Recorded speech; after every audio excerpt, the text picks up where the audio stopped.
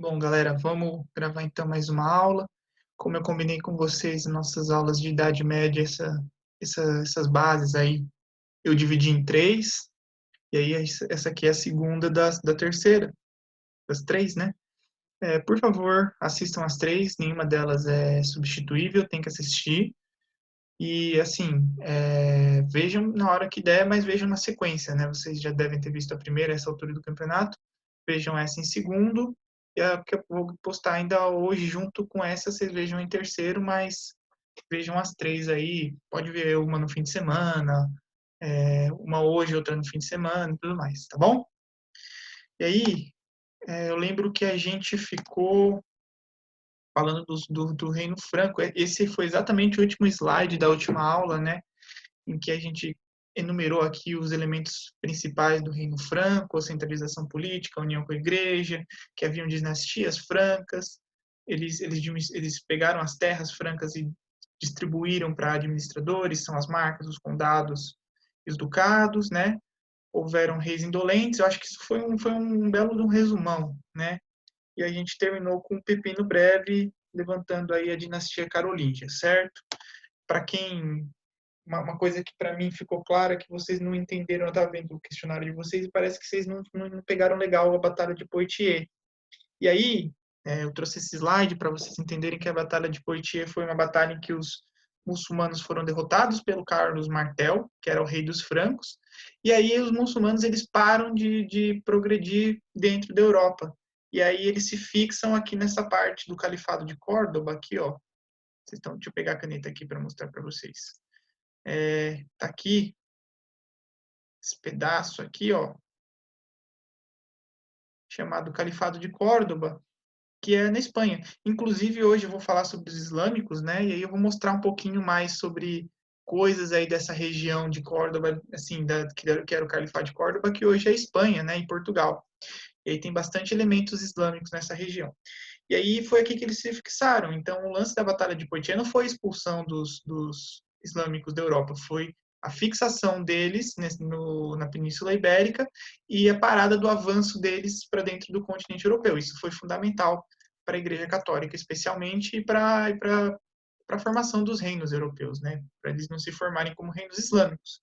Isso vai ditar toda a cultura da Idade Média, certo? Então a gente teve o Pepino Breve levantando a dinastia carolíngia, e quem foi importante mesmo assim foi o filho dele, o Carlos Magno. O Carlos Magno, ele foi o filho do Pepino, né, do Pepin, lembra como eu falei na aula, que a nossa língua portuguesa ela tem a, o costume de arredondar os nomes, traduzir os nomes das outras línguas para o português, então Pepino deveria ser Pepin, alguma coisa assim, né? Papin, é um nome comum na França, e o Carlos Magno ele era o filho do Pepino, certo? E aí ele ficou conhecido porque ele de fato, ó, se aqui, deixa eu voltar aqui para vocês verem uma coisa, se ele de fato fazia parte da dinastia carolíngia, né? Quem começou foi o pai dele, foi o Pepino. Quem assim fez o auge da dinastia carolíngia foi o Carlos Magno, foi logo em seguida do Pepino. O que aconteceu? Por que, que ele teve esse sucesso?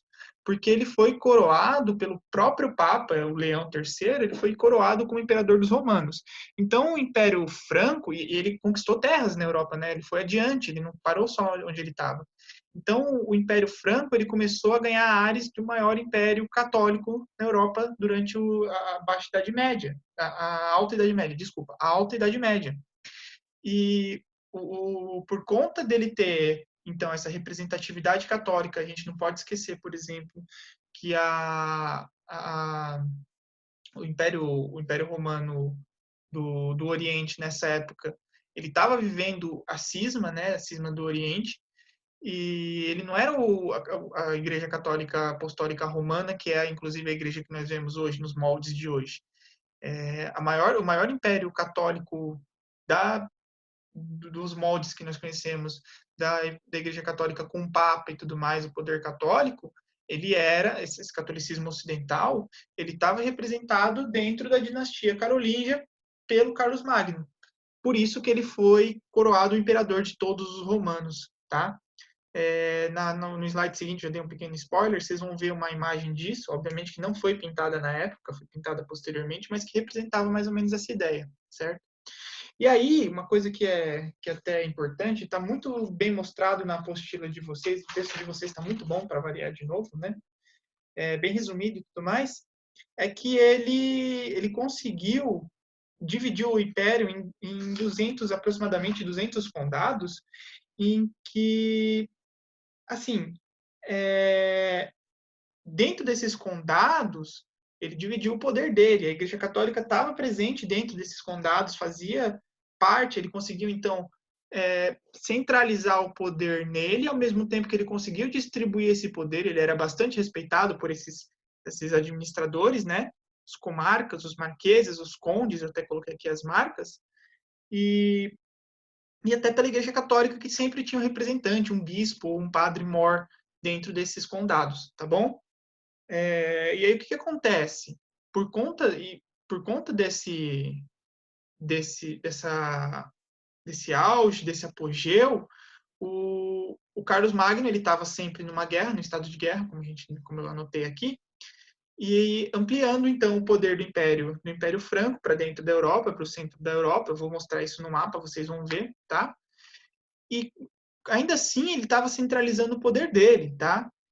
Como que ele conseguia fazer com que esses impostos, esse dinheiro, essas conquistas chegassem nele? Então, ele criou o cargo dos Missi Dominici, e assim, não é importante saber sobre os Missi Dominici, mas se eventualmente vocês acontecer de na prova cair sobre o Missi Dominici, não quero que vocês errem por conta de bobagem. Então, pelo menos eu estou citando aí para vocês que eles eram coletores dos impostos, tá?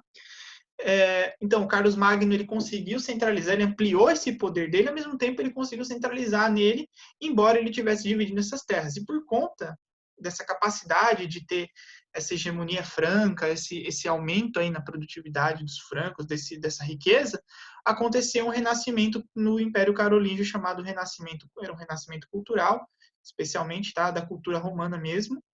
E, enfim, que fique registrado também essa parte, ela não é muito importante. O que a gente precisa ter mais visão sobre os carolíngios? Por que o Carlos Magno é importante para a história? Por que o Império Franco é importante para a história, né? Já citei a importância do Império Bizantino, por eles terem a manutenção do pensamento romano, deles conseguirem manter o direito, deles conseguirem ser herdeiros romanos aí naturalmente, até por exemplo de filósofos, né? Mais para frente eu vou falar sobre o islamismo, ele vai ter a importância dele. Por que é importante a gente estudar os francos? Porque os francos, eles são o exemplo nítido do que foi o feudalismo, do que foi o feudalismo não, do que foi a Igreja Católica durante a Alta Idade Média, do que foi ser um rei durante a Alta Idade Média, certo? A gente tem a gente tem essa centralização do poder na mão desse rei, e somado a isso tem a importância histórica deles terem parado a invasão islâmica para dentro do continente europeu. Poxa, André, isso é importante? Quem é que são esses islâmicos? Antes da gente passar para isso, vamos ver aqui essa imagem. Olha aí o Carlos Magno, ele recebendo, então, da mão do Papa em si, certo? Do próprio Papa isso aí é uma iluminura, né? Tô até colando aqui da apostila, tá? Em que ele recebe do Papa em mãos a coroa. Então, olha que coisa representativa, tá? A importância da igreja. A igreja é central nesse momento. Lembra que eu falei para vocês, quando vocês forem ler uma gravura, vocês tracem mais ou menos... Opa! Vocês tracem mais ou menos aqui um traço pelo meio dessa gravura, ó. E vejam os elementos centrais, né? Quem está próximo aqui? Quem está próximo desse centro aqui? É a igreja, ó. É o Papa, ó. Tá vendo o Papa aqui? E aqui o Carlos Magno recebendo. Então, olha como esses elementos são centrais na cultura, até na própria gravura, certo? Eles são o principal, é isso que está mostrando, tá certo? E o Papa ele dá o poder na mão do Carlos Magno. Todos os católicos da época, então, passaram a respeitar o Carlos Magno como um escolhido do Papa, um escolhido de Deus. Lembrando que o Papa é o representante de Deus na Terra, né, depois da morte de Cristo. Então, assim, é super importante a gente ter esse entendimento, que, inclusive, como a nossa historiografia ela vem muito da historiografia francesa, isso vai ser fundamental para a gente entender um pouquinho do porquê que isso cai no vestibular, porque o vestibular ele é muito eurocêntrico, né? A gente tem que prestar muita atenção aí no que acontece dentro da Europa. A gente vai fazer um questionamento sobre isso mais adiante. Por quê? Aqui estão as terras, né? Então, aquilo que eu prometi para vocês também. Vejam que esses territórios, vamos destrinchar um pouquinho esse mapa. Então, a gente tem aqui em amarelo aqui embaixo, ó, tudo isso aqui é Império Islâmico. Olha só o tamanho do Império Islâmico em relação ao Império Franco, né? Vamos ver, vocês percebam que o Império Islâmico é infinitamente maior, tá? Esses territórios vassalos, então, lembra que eu falei para vocês da vassalagem? Eles eram meio que submissos, sem serem dominados pelos francos. Eles tinham uma relação de vassalagem mesmo, certo? A gente tem os estados da Igreja aqui para dentro da Itália. Vejam bem vocês aqui, ó. Então era aqui que o Papa ficava. Eram territórios da própria Igreja Católica. O Império Bizantino em marrom e e o próprio as conquistas do Império Carolíngio aqui em verde, olha só. E quando o Carlos Magno ele assume, ele se expande um pouco, tá vendo? Ele se expande um pouco, não, ele se expande bastante, inclusive, olha aqui as regiões que ele conquistou aí para o Império Franco. E aí vocês prestem atenção também que, assim, foi uma expansão, mas que não chega perto do que os islâmicos conseguiram conquistar, inclusive na Europa, né? Olha só que interessante também a gente reparar esse reino das Astúrias aqui, que mais tarde vai ser o embrião aí do reino português, né? Quem realmente, aí fazendo até um link com as aulas do Otávio, acho que o pessoal da literatura também deve ter comentado, que quem de fato expulsa mesmo os islâmicos da Europa são os portugueses e os espanhóis, né, lá na Batalha de Reconquista e tudo mais, que na época não era Espanha, era Leão e Castela e tudo mais, mas é o embrião da Espanha também, o reino, assim como o reino franco é o embrião francês. E aí, cara, uma coisa que vocês têm que perceber, uma coisa que aconteceu, uma coisa que vocês vão perceber aí na história é que tudo que tem um apogeu vai ter o seu fim, né, em algum momento. E aí o próprio filho do Carlos Magno, o Luís, ele foi um rei fraco, né? Houve uma sucessão de reis indolentes, e aí ele vai fazer o Tratado de Verdun, que vai dividir o reino em três. Então vocês vejam bem aqui, ó. Então tá aqui a gravura, aqui vocês podem ver aqui no mapa essa divisão em três, ó, um reino e outro reino. E aí esse reino daqui vai dar origem depois ao Império Romano Germânico, que a gente vai estudar na próxima aula, um pouquinho, tá? E os outros reinos, eles vão ficar aí fragmentados, um deles vai dar origem à França e o outro vai se esfacelar e vai dar origem ao que hoje a gente chama de Holanda, e, enfim, são processos aí, tá bom? Acho que não vale a pena ir para, infelizmente, o Otávio que gosta bastante dessa aula e tudo mais, mas não vale a pena a gente ficar focando muito, porque infelizmente o vestibular, ou felizmente também, né, a gente tem que dar uma limitada também no que vai cair, se for cair muita coisa, vocês começam a se confundir, tá bom? Mas isso não cai muito. Enfim, passando adiante, a gente tem então o Islã. E o que é o Islã, cara? Por que nessas aulas todas que eu tenho falado para vocês sobre o Islã, por que o Islã ele é um pano de fundo para a Europa? Quem que é o Islã? Gente, uma coisa que vocês têm que colocar na cabeça é que o Islã, que esses três povos que a gente falou, o Império Romano do Oriente, né, que virou o Império Bizantino, o Império Franco, quer queira, quer não, eles acreditam em Jesus, né? São católicos ambos. E o Islã, cara, o Islã é uma religião que não tem esse mesmo a mesma fé em Jesus. Embora no islamismo você tenha Jesus como um dos profetas, embora ele não seja o principal profeta, mas eles respeitam Jesus como um dos profetas. Só que o Islã, eles acreditam em outra coisa, é uma outra religião. E o Islã, é isso que a primeira lição da aula é essa sobre o Islã. O Islã, ele é uma religião. Existe a cultura islâmica que é baseada nessa religião islâmica. entendeu? Então, essa primeira coisa que a gente tem que deixar muito claro é que o Islã ele é uma religião, ele não é uma região, ele não é um povo, ele não é um livro, o Islã é uma religião, tá? Eu sei que embora para alguns isso seja básico, isso seja é, automático aí no conhecimento, não é para todo mundo. Então a gente vai deixar isso claro aí. Uma segunda coisa que a gente tem que deixar claro é que quem acredita no Islã é islâmico ou muçulmano. Dá na mesma você chamar uma pessoa de muçulmana ou islâmica. É a mesma coisa. São pessoas que acreditam nessa religião. E diferente do que muitos pensam, né, que o árabe é muçulmano, que o árabe é islâmico, isso não é verdade, tá? A gente tem que prestar atenção nisso também. Árabe é uma etnia, existem várias etnias, existe a etnia árabe, os negros, e os próprios negros, eles se dividem em diversas etnias. Etnia é uma coisa que vai além da cor da pele apenas, além da fisionomia. Ela engloba também uma cultura, uma língua, e por trás de tudo isso, se você for fazer uma somatória de língua, de cultura e de vários outros elementos historiográficos, você define uma etnia, certo? E ser árabe é uma etnia. Você se identifica com outro. Lembra que a gente falava sobre os gregos, né? Até certo ponto, o grego é um povo, mas você pode falar que até certo ponto eles também são um povo de um mesmo grupo étnico, porque eles tinham tudo isso, eles tinham uma terra em comum, eles tinham um ideal em comum. E aí o árabe tem a mesma coisa, o árabe é uma etnia. E todo árabe é islâmico? Não, nem todo árabe é islâmico. E todo islâmico é árabe? Não, nem todo islâmico é árabe. Existem islâmicos que são de outras etnias e existem árabes que acreditam em outras religiões. Agora, a maioria dos árabes são islâmicos e a maioria dos islâmicos são árabes.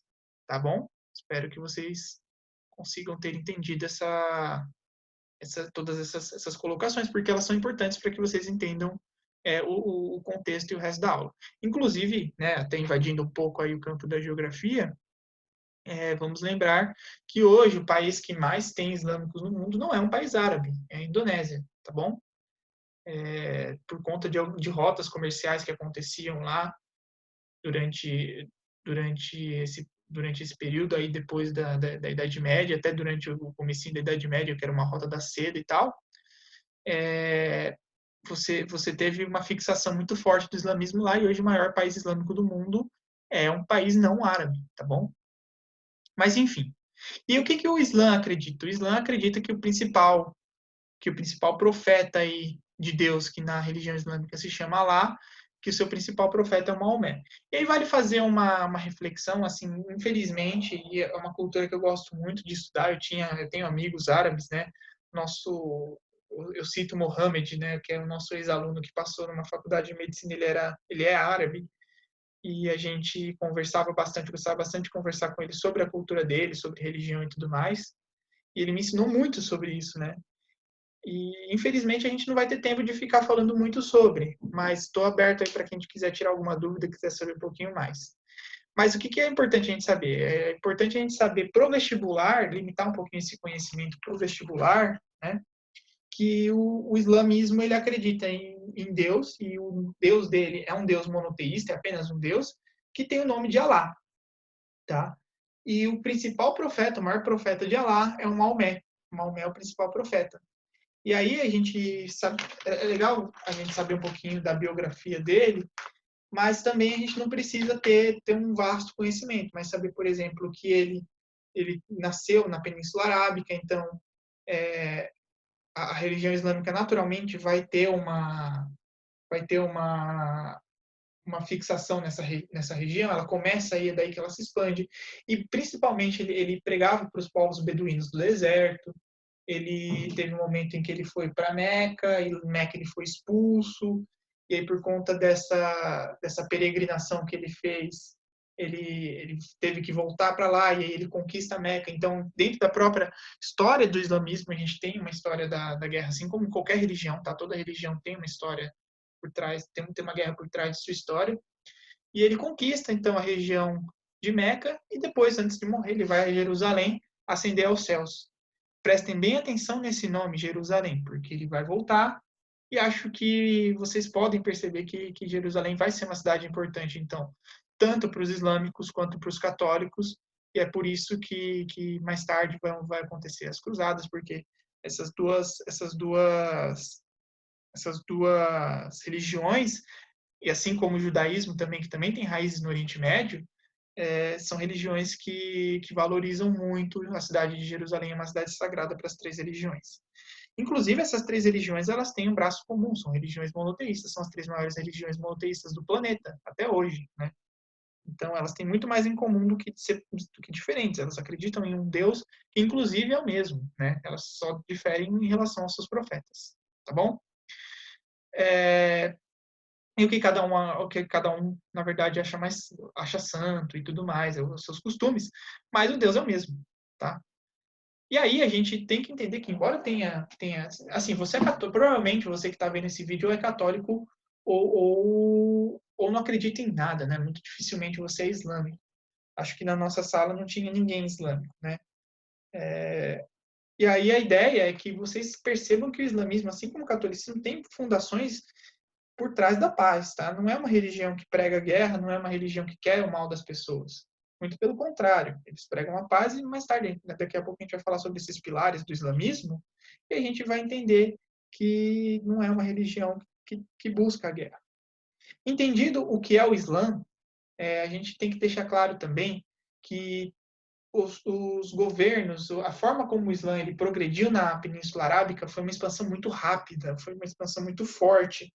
E a importância do Maomé, historicamente, sem falar a parte da fé, foi a capacidade de conseguir introduzir, e aí eu bato muito nessa tecla durante o ano, ele conseguiu introduzir uma identidade comum para os povos do Oriente Médio. Então, esses povos começaram a se identificar como semelhantes, como iguais, acreditando no mesmo Deus, acreditando no mesmo profeta.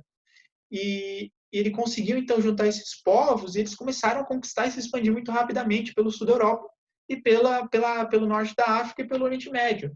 E, poxa, uma coisa que a gente já começou a entender é que guerra acontece quando dois impérios ou quando dois povos com ideias imperialistas eles se colidem. Então, naturalmente, o Islã ele ia chegar na Europa para colidir, porque lá tinham povos com pensamentos imperialistas, né? Vai ser o Islã que vai subverter o povo do Império Bizantino. Também são dois pensamentos, são dois povos com pensamento imperialista, vejam bem. Então isso vai acontecer. Então as duas batalhas na Europa que a gente tem que citar sobre o Islã e o catolicismo, lembrando que o Islã, os califados, a forma como o Islã governava suas regiões, são formas teocráticas, são teocracias em que a vontade de Deus é a vontade do governante, tá bom? Muito dá para fazer várias comparações com os povos europeus que, por exemplo, para o Carlos Magno ele conseguir mais legitimidade, ele se submeteu à igreja, ele foi coroado dentro da igreja, aceitou o poder pelas mãos do Papa, lembra? Então, assim, existem várias semelhanças e várias diferenças também. Não esquecer, por exemplo, que os islâmicos eles já saíram eles já saíram da Península Arábica se expandindo sobre uma religião, sobre uma ideia já, certo? Sobre uma ideia de uma religião comum. E aí eles naturalmente chegaram na Europa. A Batalha de Poitiers e a Batalha da Reconquista são as duas principais batalhas que a gente tem que citar. A Batalha de Poitiers, que a gente já falou, vencida lá pelo Carlos Martel, né? Vou até colar aqui para dizer como foi o Carlos Martel, certo? Carlos Martel, e ele mesmo. Né? Pelo Carlos Martel em 723, e a Batalha da Reconquista, aí, vencida pelo Reino de Portugal e por Portugal, posteriormente, para a expulsão dos islâmicos do continente europeu. E, gente, vários elementos aí sobre a cultura islâmica que são importantes a gente saber. Vejam bem, eu coloquei essa obra de arte aqui, que na verdade, se vocês forem ver, isso aqui é um teto, certo? Com vários mosaicos, isso aqui são azulejos. Então, os islâmicos, por que eles são importantes para a gente entender esse período para a Europa, né? Infelizmente, a gente estuda a relação dos islâmicos com a Europa, tá? O vestibular cobra assim, a gente tem que entender dessa forma. Então, eles têm um poder comercial dentro do mar Mediterrâneo muito forte, eles se expandem muito rápido, eles vão ter, então, uma marinha muito forte também. Eles vão conseguir controlar as rotas do Mediterrâneo e vão fazer o intermédio entre África e Ásia, das especiarias, para a Europa. Eles vão levar os produtos das regiões consideradas, então, exóticas para o continente europeu, certo? E, e eles são muito bons, então, no que eles faziam. Eles acumularam muitas riquezas, né? Eles eram muito bons de comércio e vejam bem também que olha como é a arte deles. Eu acho muito bonito esses azulejos aqui, tanto que eu vou colocar algumas coisas pessoais nesses slides, né? Vou trazer algumas coisas que eu mesmo trouxe. Se vocês, isso aqui é um palácio islâmico, né? Pensem, eu vou fazer uma brincadeira, tentem adivinhar de onde é esse palácio, tá bom? Inclusive, essas duas fotos são do mesmo palácio, isso aqui, nesse palácio, isso tudo aqui que está nessa parede são azulejos, né? Então, o cara, o artista, quando ele pensou, o arquiteto, quando ele pensou nessa composição de pequenos azulejos, esses azulejos são muito pequenos, né? Que juntos eles formam uma imagem maior, mas que se você olhar ele de perto, ele já é uma obra de arte por si só. Eu falo isso porque essas duas fotos elas foram tiradas por mim lá no palácio na Espanha, lá em Sevilha, né? Esse palácio ele inclusive depois, para quem gosta de Game of Thrones, na época ainda não gostava. Eu fui para esse palácio sem saber que era de Game of Thrones. A maioria dos turistas estava aí por causa do Game of Thrones. Eu estava lá por causa dos azulejos, né? Que eu gosto de arte, você lembra que eu estava vendo. Esse palácio, ele se chama... Ai, caramba, deu branco. Palácio... Eu tô tentando lembrar, tô até dando um Google aqui. É o Alcácer, Palácio de Alcácer, né? Cara, ele é muito lindo, porque é um palácio islâmico, na verdade, né? E que... Tô até olhando aqui, né, de novo. Eu me perdi aqui, inclusive, vendo. Ele é muito bonito. Ele representa muito o que foi a conquista islâmica. Por quê? Porque ali morava um rei, né? Ele morava um califa, né? Que eles chamam de califa, chamavam de califas, né? Ele é um palácio muito ostentoso, com muita obra de arte que demonstra muito da cultura islâmica. Ah, André, mentira, não foi você que tirou essa foto. Bom, podem perceber que fui eu sim, tá? Eu estava bastante cansado nesse dia. E aqui para vocês compararem que na frente desse palácio tinha uma mesquita que depois virou uma igreja, que antes era uma igreja, virou uma mesquita e voltou a ser uma igreja, que é a terceira, acho que é a terceira maior basílica do mundo, a Basílica de Sevilha, na frente do Palácio de Alcácer. Então, olha o que acontecia, né? Aconteciam muitas guerras aí nessa. Olha como isso influenciou a cultura europeia, olha como isso influenciou a cultura ibérica. A gente tem que entender que houve uma aculturação, houve uma apropriação cultural dos próprios católicos para os elementos islâmicos. Então, eles não derrubaram o Palácio de Alcácer. Assim como os islâmicos, eles souberam tirar proveito de coisas europeias e transformar em coisas islâmicas, por exemplo, com essa igreja, porque ela era uma igreja, ela foi aumentada, ela virou um templo islâmico e depois ela, que é mesquita, né, o templo islâmico virou uma mesquita e depois ela virou uma basílica. Os católicos eles não derrubaram, né? Então assim existia uma guerra e existia muito elemento cultural de divisão mesmo, de coisas que eles conseguiram compartilhar ao longo dos séculos, não necessariamente em processo de paz, porque houve uma reconquista, houve uma guerra para os católicos tomarem essa igreja de volta. Mas eles, por exemplo, não derrubaram, eles não foram bobos o suficiente de derrubar, né? E se você entra nessa igreja, existem bastantes elementos islâmicos aí na arquitetura. Então, assim, a gente tem que entender que houve um intercâmbio cultural. Uma outra coisa que a gente não pode esquecer, não esqueçam que quando os gregos, né, o Aristóteles e o Platão, eles escreviam, quem divulgou o conhecimento de Platão e Aristóteles pelo mundo foi o Alexandre, né? Platão, Aristóteles e Sócrates, né? Foi o Alexandre que disseminou esse conhecimento. E as regiões que são islâmicas nessa época, a Península Arábica foi comandada pelo Alexandre em algum momento. Então, esses islâmicos eles têm um contato com uma filosofia, com a matemática, com a alquimia que os europeus tinham, e muito mais, eles avançavam muito em relação a esse conhecimento, tá? Não podemos esquecer que eles trouxeram diversos elementos para a nossa medicina, para a nossa matemática, para o nosso conhecimento de hoje, inclusive como guardiões, né, numa Europa analfabeta, quem era o real guardião, quem trazia os ensinamentos, as filosofias de Aristóteles e Platão, eram os islâmicos que traziam de volta para a Europa, tá bom? Não vamos esquecer desses fatos. Ó, eu trouxe, então, para vocês darem uma olhada. Essas fotos todas fui eu que tirei, tá? Pensando, inclusive, na aula mesmo. Eu dava aula de Islã na, na parte de atualidades, e eu mostrava esse slide porque é o que eu falei, ele é uma obra de arte mini, aqui, ó. Esse é o pequeno e aqui grande, olha como eles juntos, assim, óbvio que não é o mesmo azulejo, dá para ver que não é o mesmo desenho, mas a ideia é exatamente essa. Se você chegar aqui perto, você vai ver que esse azulejo ele é pensado para um ficar pertinho do outro e ser uma coisa pequena e depois uma coisa maior. Isso aqui, ó, são inscrições, né? Lembrando que a arte islâmica ela não é baseada em imagens, que nem a arte católica é, né? Vira e mexe você vê um quadro de Jesus, né? Todo quadro católico tem Jesus, tem Deus, e eles gostam de desenhar. Os católicos eles adoram a imagem de Deus, mostrar que Deus é a imagem e semelhança do homem, e vice-versa, na verdade, né? O que o homem é a imagem e semelhança de Deus, na verdade. Os islâmicos eles não colocam imagem nenhuma, eles são contra fazer imagens de Alá e de Maomé, seu profeta, tá? Isso é muito importante. E então eles fazem arte de uma outra forma, e que eu acho maravilhoso, é lindo. Isso aqui tava um dia super quente aqui dentro, era super fresquinho, então assim, é uma arquitetura sensacional, tá? E como vocês podem ver, ó, escritos, opa, isso aqui é tudo escrito, ó.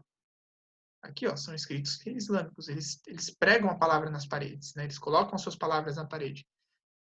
Beleza? Que é bem diferente, e a própria palavra deles é uma forma de arte, né? E aqui estão, então, as conquistas islâmicas, tá bom? Lembrando que se eles se expandiram aqui, né, de Maomé, ele de 622 a 632, ele teve essa expansão pela Península Arábica, se expandiu aqui para as regiões da Pérsia, para cá, para a Índia, né, para aqui, para a parte onde hoje, isso aqui é Irã, né, já foi Irã, essa parte aqui que é quase Rússia, Turcomenistão, Kirguistão e tudo mais, né, e aqui o sul da Europa. Olha só como a Batalha de Poitiers foi importante na limitação dos islâmicos entrando na Europa. Tá vendo? Que muito louco, que ficou bem demarcado. E a cidade em que eu estava falando em questão é Sevilha. Então isso aqui, ó, bem aqui, ó, por aqui, ó, Sevilha. Ó. O nome do rio de Sevilha eu não lembro agora, mas também é um nome islâmico, então assim, é um nome árabe, né? Então assim, vejam que eles têm diversas influências sobre a região que duram e perduram até hoje, como tem que ser mesmo, tá bom? Passando aqui. Vamos fazer uma questãozinha, então, como que o vestibular ele cobra sobre Islã? Um minutinho aí para vocês lerem, eu já volto. E aí a gente já dá pausa aí no seu vídeo, você já sabe, já estamos bem juntos já. Bora. Observe a fotografia de 31 de outubro de 2010 que registrou os peregrinos no círculo da Caaba, né? A Caaba, se vocês olharem na apostila, vocês vão ver que a Caaba ela é um elemento sagrado aí da religião islâmica, tá? E aí a gente vê aqui a Caaba, essa pedra aqui, tem na apostila, vocês por favor olhem, ok? Essa pedra aqui, ó. Isso aqui é uma pedra, aqui dentro tem como se fosse um templo, tá bom? E as pessoas, elas vão lá, elas peregrinam. Isso aqui, ó, tudo gente. Nossa, muita gente. Eles peregrinam para ver Meca. E aí, o que que é? No islamismo, que conta com milhões de adeptos no mundo contemporâneo, a peregrinação é sinônimo de guerra santa? Não, ela não é sinônimo de guerra santa, tá bom? Foi instituída depois da morte de Maomé para homenagear o fundador do Islã? Não, não foi isso que aconteceu. Pula C. Existe grande sacrifício, pois o fiel deve conservar-se em jejum durante todo o período? Isso não é verdade. Existe o período do Ramadã, que eles fazem o jejum e tudo mais, mas não é essa ideia, eu já vou explicar mais ou menos como funciona. Dificultou a expansão do Islã? Não. Pelo contrário, foi uma ideia de unidade, né? Todos os islâmicos que se convertiam ao islamismo, que viravam islâmicos, e aí o Islã, nesse sentido, eles têm uma flexibilidade, eles tinham uma flexibilidade em relação aos povos muito mais efetiva do que os católicos, inclusive, no sentido em que eles aceitavam que os povos que estavam sob sua batuta, né, sob seu comando, continuassem e permanecessem de outra religião. Eles não eram sanguinários e sanguinolentos, tá? Mas, por exemplo, se você virar islâmico, você cobra um imposto menor, por exemplo. E as pessoas se convertiam, né? Quando começa a pesar no bolso, as pessoas se convertem. E aí a ideia é que a peregrinação ela deve ser realizada pelo menos uma vez na vida pelos fiéis com condições físicas e financeiras, né? Se você não tiver, se você nascer com problemas, tanto físico quanto financeiro, você não precisa fazer essa peregrinação e você pode ser um bom islâmico. Só que os islâmicos em si, entre si, eles se ajudam para que eles façam essa peregrinação. Olha só a ideia da identidade aí como é importante, né? E aí, quais são os pilares do Islã? É a fé, né, que você tem que rezar e aceitar o credo, tá? A oração, que você tem que fazer 5 vezes ao longo do dia, sempre voltado para a Meca. O jejum, que é obrigação durante o Ramadã, que é o 9º mês do calendário islâmico, e que a maioria dos muçulmanos eles praticam esse jejum segundo um dos pilares, né? E aí é o jejum aí explicado como privação de comida e bebida, relações sexuais, tá bom? E algumas outras privações, tá? Alguns luxos. Eu lembro quando eu conversava com o Mohamed, que ele estava no Ramadã, era muito legal a gente trocar ideia, ele falava das coisas que ele tinha que abrir mão e tudo mais, tá? De alguns prazeres que, que pequenos prazeres, né? Deixar de assistir alguma coisa para orar e tudo mais. É a caridade, que é doar dinheiro aos necessitados, inclusive ajudar os necessitados que não podem fazer essa peregrinação a fazer, tá? E a peregrinação aí, a Meca, que tem que ser feita pelo menos uma vez na vida, tá bom? Se você tiver condições físicas e financeiras. E aí, como que a cultura islâmica ela persiste, né? A gente tem que deixar claro que o Islã ele é uma cultura pacífica, tá bom? O jihad, que é a Guerra Santa, ela é interpretada de uma forma o ocidental ele faz muita questão de mostrar que é o islâmico que está errado, né? E assim, algumas vezes ele está mesmo. Não vou passar pano também. Poxa, a gente tem o Estado Islâmico que é um Estado terrorista, assim, não tem como passar pano nesse sentido. Mas o lance é que esse termo jihad ele foi apropriado muitas vezes como uma forma subversiva, tanto pela mídia quanto por esses povos agressivos, tá? Então, não entenda o jihad como só uma ideia de que você tem que matar o outro. Não, eu lembro que quando eu conversava com o Mohammed, ele falava que a ideia do jihad é você lutar pela sua fé e demonstrar isso para todo mundo que duvidar dela e que você tentar converter quem quer ser convertido e tudo mais. Então, assim, é uma ideia bastante subvertida, tá? Lembrar que o Islã ele não usa as imagens, tá? Ele é uma religião que não gosta de usar imagem, ele não usa imagem de pessoas, tá bom? Existem várias divisões dentro do islamismo, várias vertentes, né? Os xiitas, os sunitas e os alauítas têm diferenças entre si. Lembrando que os xiitas, muita gente associa o termo xiita a terrorista, e isso não é verdade, tá? Existem terroristas sunitas, tá bom? E vice-versa.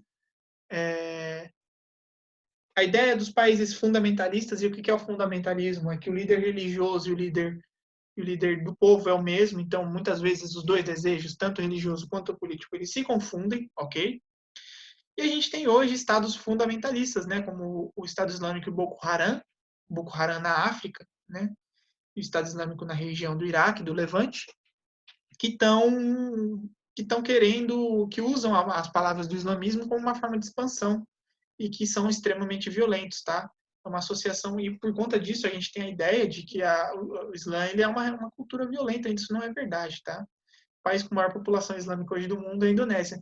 Por que eu trouxe essa ideia, né? Por que eu trouxe essas bandeiras todas? Para vocês entenderem que o Islã ele tem uma identidade muito grande com as fases da Lua. A religião toda ela é baseada, ela tem todo um calendário lunar aí por trás das suas datas, das suas marcações.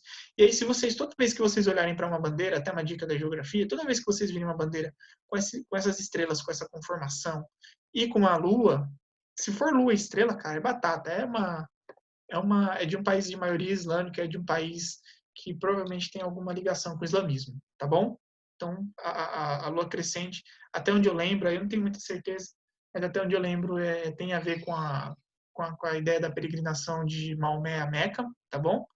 E, enfim, tá aí essa ideia para vocês entenderem. E os inscritos também, né? Os inscritos, vocês sabem que são países islâmicos. Beleza?